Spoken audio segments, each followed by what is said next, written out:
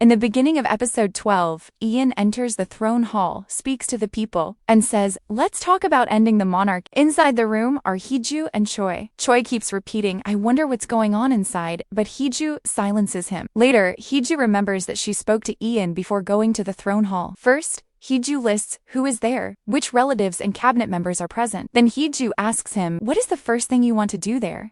Ian says, "I want to abolish the crown forever. Everyone will turn against me." But Heeju says she will always support him. Ian says, "You just got the title of queen. Are you ready to give that up?" Heeju says, "I never wanted status anyway. My problem was the opportunities I didn't get because of that status." Back in the throne hall, the discussion begins.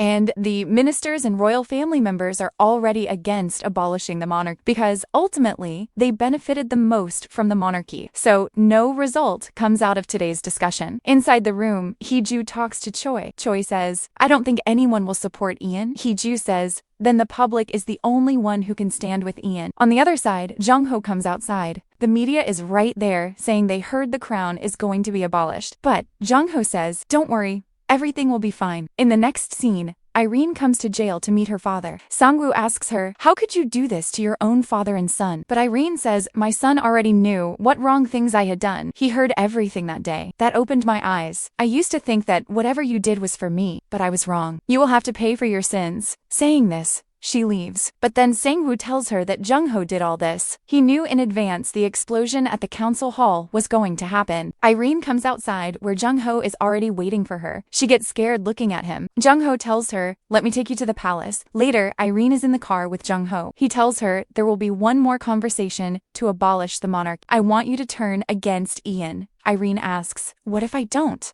Jung-ho says, "I know what you did with the previous king, your husband. If I tell everyone how you burned the royal decree and started a fire, the public will forever know your son as a criminal. Is that what you want?" On this, Irene has no answer. Meanwhile, Ian learns that Jung-ho has blocked the palace budget. By doing this, he was just trying to pressurize Ian. This was a problem because salaries had to be paid to everyone working in the palace, and there were many other expenses. Regarding this, Heeju says there's no need to worry about money because that's the one thing she has in abundance. Ian refuses, but Heeju doesn't listen. She makes one call to the castle group and donates more money to the crown than the entire year's budget. The next day, Jung-ho's secretary tells him that this time, Castle Group helped Ian. Seeing this, Jung-ho gets furious and orders an inquiry into the Castle Group. Meanwhile, Gaeong calls Heeju and tells her what is going to happen. In the next scene, Heeju comes to meet her father. Her brother is also there. Gaeong says they will receive summonses. Everything will be investigated soon. Heeju says, "I know this is being done against me, and maybe I know who is doing it." Minjin tells his father, "I will go to the prosecutor's office to give a statement. I need to talk to the media." Gong tries to stop him, but Honguk says, "Fine, go." Heeju also starts to, but he stops her and tells Minjin to drop his sister at the palace. Minjin does so. When they arrive near the palace, Heeju tells Minjin, "My legal team is very good. Let me know if you need any help." Minjin looks at his sister and asks if she is worried, but she denies it. However, she then says, "I used to be very hard on you, but now I will try to be less hard." She calls him Appa for the first time, which makes Minjin very happy. He wants to talk more, but Heeju quickly runs inside the palace. Later, Heeju comes to Ian, who is waiting for her. She tells him she went to meet her father. Ian says she should have told him. He would have gone with her. But Heeju says, "The prosecutors will investigate us soon, but don't worry. Everything will be fine. Today, I felt proud of my brother. He will talk to the media himself and give a statement." His chest was puffed with confidence. "I think you should do something similar." Ian agrees and kisses her hand. On the other hand, Irene is seen putting her son to sleep and watching him. She remembers Jung-ho's words. "Your only son will be known as a criminal in royal history," Jung-ho had said. He never revealed this until now because it could have endangered the monarchy. Irene asks that if he cared so much for the crown, why did he try to kill Ian? To which Jung-ho says, "For what is necessary, I will do whatever it takes, as many times as I need to." Back in the present, Irene tells her son, "It's very difficult to protect you." The next day, Hajong tells Ian, "To abolish the crown, you will need Irene's support. I think you should go talk to her." But Ian says, "Let it be. Let her rest. Her fight is over." However, in the evening, Heeju goes to meet Irene and tells her, "I need your help because the royal family still listens to you." At night, Irene calls Jung-ho and says, "Fine. I will do as you said. Hearing this, Jung-ho becomes very happy. In the next scene, there's a long conversation about abolishing the monarch. Ian proposes a public vote. Jung-ho and some ministers start saying that the public chose them, so their decision represents the public. But Ian retorts, none of you would have asked for the opinion of every single member of the public. So why are you choosing on behalf of the public? You are all against this, only to save your own benefits and royal privileges. In reality, no one cares about the public's opinion. Jung-ho says that perhaps Ian doesn't know how much the crown contributes to the ground in terms of economy, diplomacy, and culture. Just then, Heeju arrives and says, so is that why you tried to kill Ian? Hearing this, everyone is shocked. Heeju then plays a recording from when Jung-ho was blackmailing Irene using her child. At the end of that conversation, Irene had asked about the attempt to kill Ian, which proves that Jung-ho was also involved with Irene's father. When Heeju had come to ask Irene for help, Irene had turned on the recording and said, I don't think Ian can do all this with Jung-ho. Only you can stop Jung-ho. Now everyone is listening. Cabinet members want to help Jung-ho, but Ian shouts, he tried to kill me. If anyone helps him, consider them a criminal too. Heeju comes out later and tells Choi to protect Ian. Meanwhile, Ian speaks to Jung-ho alone. Ian asks, did you really try to kill me? Jung-ho confesses, yes I did. Ian asks, why? Jung-ho says, because I said just let her go, but you wouldn't allow it. It's all your fault. On this, Ian replied, how could I let her go when she was never yours? Saying this, he leaves. Just then, Choi arrives with the police to arrest him. After this,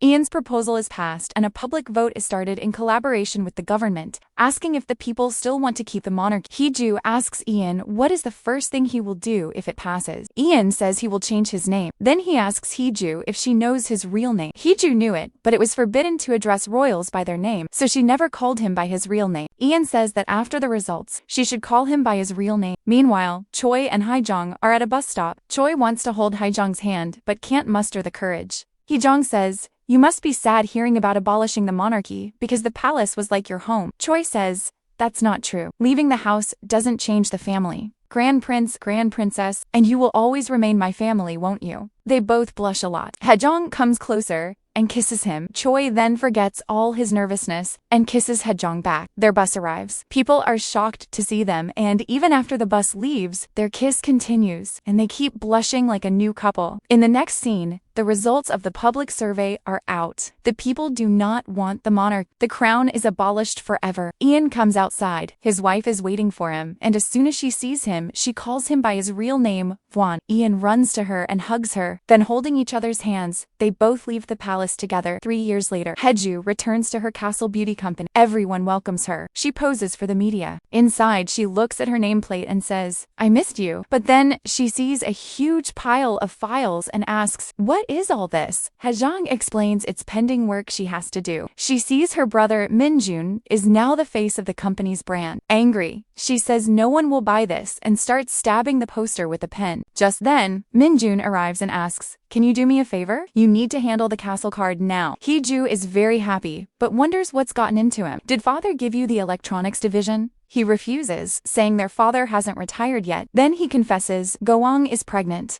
So I have to go on paternity leave to take care of her. Hearing this, Heeju gets angry and chases him to hit him, but he runs away. Meanwhile, Ian and Choi are at home cooking. Choi starts nagging him, asking when he will finally go do some work. Look at your wife, how hard she works day and night. And look at yourself, just lying around all day. But Ian protests he's just resting. Just then, he gets a call from Heeju, saying she be late because she has too much work and Haejong will also be with her. Hearing this, both of them get very sad. Later, they are at a restaurant eating sandwiches. Ian sees a ring on Choi's hand. Choi explains that their 3rd wedding anniversary passed, so they gifted each other these rings. Don't worry, your 3rd anniversary will come soon too. Ian says ours passed already, didn't it? Choi says that will be considered fake, because everything in the beginning was fake for them. But Ian says no, nothing was fake. Just then, Suki calls them over, saying she needs to talk. On the other hand, Heeju's father comes to meet her. He is very happy to see her back here and tells her that he will no longer let any discrimination happen against Heeju. She can do whatever she wants now. He will never stop her. Hearing this, Heeju becomes very happy. In the next scene, Ian and Choi go to Suki. Suki had brought a new bed for Ian and Heeju. She grabs Ian and sits him on a bed. Ian asks why she did this. Suki says, 3 years have passed, but we still have no heir, so I want you to prepare for that. But Ian says they can't because his wife is busy. In the evening, Heeju comes home. She is shocked to see Ian waiting and asks why he is standing there. Ian says, "How can I sleep when my wife isn't home yet?" Heeju apologizes but says there's more pressure on her now because Minjin won't work anymore as Gaeong is pregnant and he'll take care of her. But she is happy because she got castle card, but Ian gets a little sad. At night, they are sleeping together. Ian talks to Heeju and says he should get a ring, but Heeju is sleepy and tells him not to worry about such things. Ian tries to explain, but Heeju falls asleep. In the next scene, Ian is with Irene at a shop. Irene buys a violin for her son. Irene wants her son to become a musician. Ian pays for it and says, "Tell my nephew it's a gift from me." Their relationship has also been fixed, and they have become friends again like in high school days. In the evening,